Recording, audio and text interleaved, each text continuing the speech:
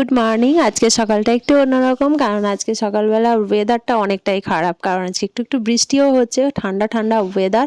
আর আজকে আমি করব সজনে ফুলের বড়া। সজনে ফুলের বড়া আমার খেতে খুবই ভালো লাগে, তাই আমি গরম জলে একটুখানি ভালোভাবে ধুয়ে নিয়েছি। তারপরে বেসন, চালের গুঁড়ো, একটু গুঁড়ো মশলা, এইসব টুকিটাকি দিয়ে আর এইটাকে মেখে নিয়ে তারপরে ভেজে নিচ্ছি। খুব শর্টকাটে, যত তাড়াতাড়ি করা যায়। একটুখানি আজকে মুড়ি খাবো, তাই জন্য সকালের ব্রেকফাস্টটা রেডি করে নিলাম। তোমাদের কার কার ভালো লাগে সজনে ফুলের বড়া খেতে আমায় জানিও তো। আমার সজনে ফুল বলো, কুমড়ো ফুল বলো, খুব ভালো লাগে। গুগলি খেতে ভালো লাগে, তাই অনেকখানি গুগলিও নিয়ে এসেছিলাম। সেই জন্য আগের দিন রাত্রেবেলায় গুগলিগুলো পরিষ্কার করে রেখেছিলাম।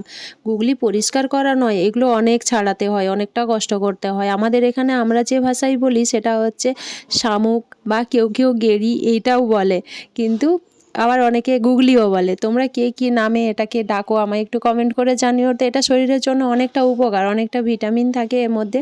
এটা খাওয়া শরীরের জন্য খুব উপকার।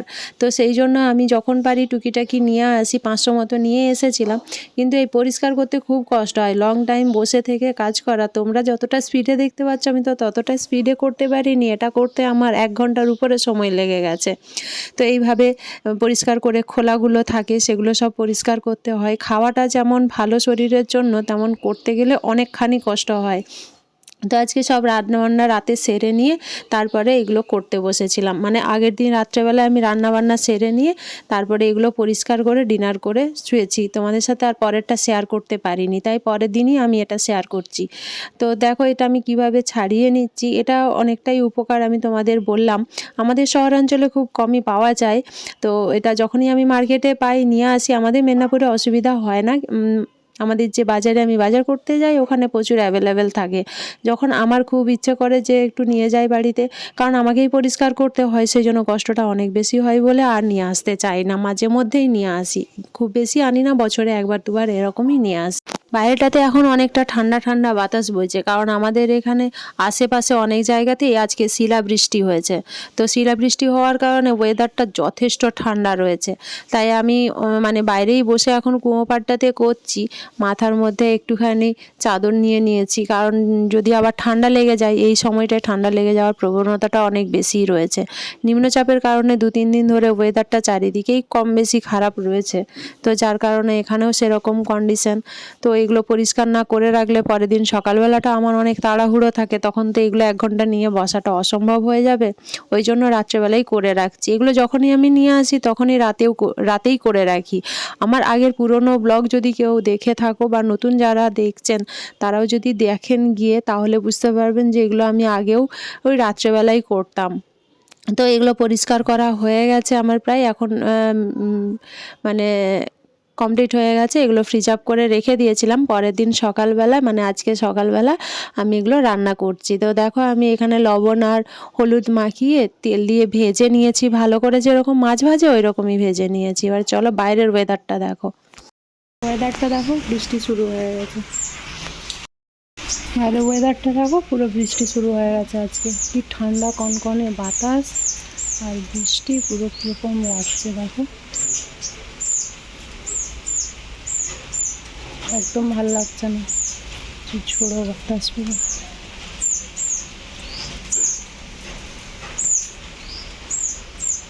যাই রান্না করি, দরজাটা লাগিয়ে রেখেছি কারণ ঠান্ডা বাতাস আসবে তো।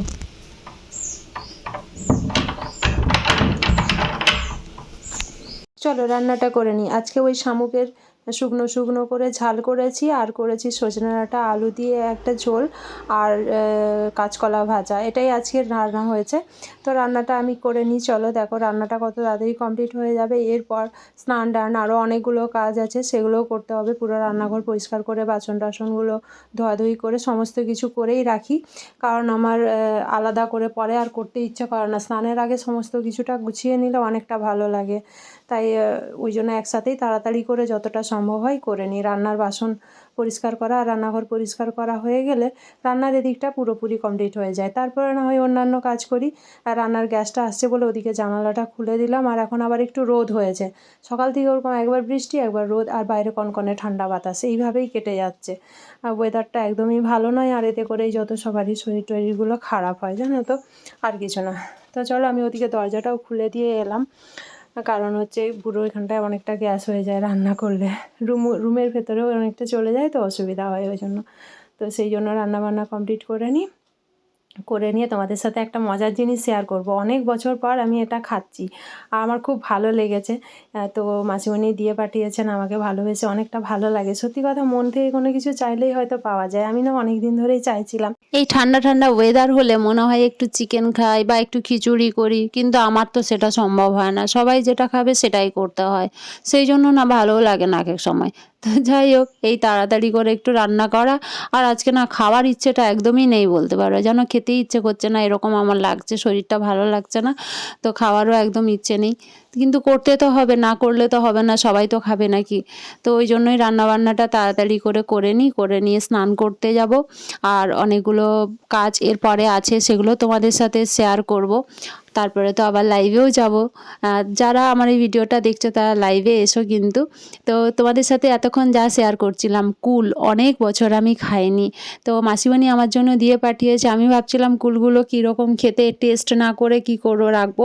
তো আগের দিন রাত্রেবেলায় নিয়ে এসেছিলাম, আমি এখন ধুয়ে টুয়ে সব পরিষ্কার করে নিয়েছি। এখানে এগুলো শক্ত আছে, এগুলো নরম হয়ে যায়নি, মানে পেকেছে কিন্তু নরম নয়, এগুলো একদম কাঁচা মতো শক্তও রয়েছে।